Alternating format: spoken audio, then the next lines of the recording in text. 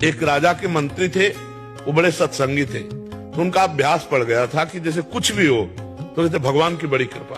तो राजा के साथ शिकार खेलने गए थे, प्रत्यंचा खींची और चूक हो गई तो अंगूठा यहाँ से कट गया। तो उनका मंत्री अंगूठा कट गया तो उनका महाराज भगवान की बड़ी कृपा।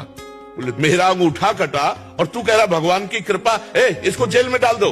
बोले ये भी भगवान की बड़ी कृपा। उनको अनुभव था कि मंगल भवन भगवान से कभी अमंगल हो ही नहीं सकता। वो सत्संगी थे।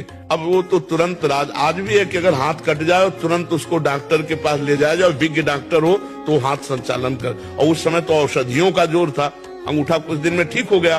फिर शिकार खेलने गए तो कुछ सैनिक संग थे, मंत्री तो जेल में थे, तो सैनिक पीछे रह गए, उनका घोड़ा आगे बढ़ गया। तो दूसरी सीमा में एक मनुष्य को ढूंढा जा रहा था नरबली देने के लिए।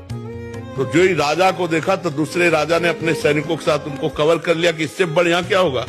पड़ोसी राजा, अब राजा को पकड़ लिया गया, बंदी बना के ले गए, स्नान आदि कराया और जब बलि के लिए ले जाने लगे तो देखा अंगूठा में कटे का चिन्ह।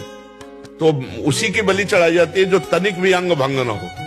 तो उन्होंने कहा भाई ये तो बलि देने लायक नहीं, छोड़ो इसको। छोड़ दिया। अब उनको लगा यार मंत्री ने ठीक कहा था, अगर अंगूठा न कटा होता तो गला कट जाता, भगवान की बड़ी कृपा। लेकिन मंत्री जेल में सड़ रहा है, मंत्री पद से हटकर जब उसको जेल में डाला तो उसने कहा बड़ी कृपा।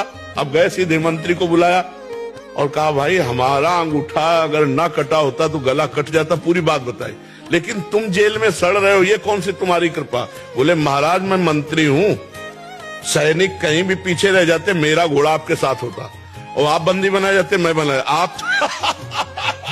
आप तो अंगूठे के कटे होने से बच जाते लेकिन मेरी बलि चढ़ जाती। तो भगवान ने मुझे जेल में रखा है, बड़ी कृपा।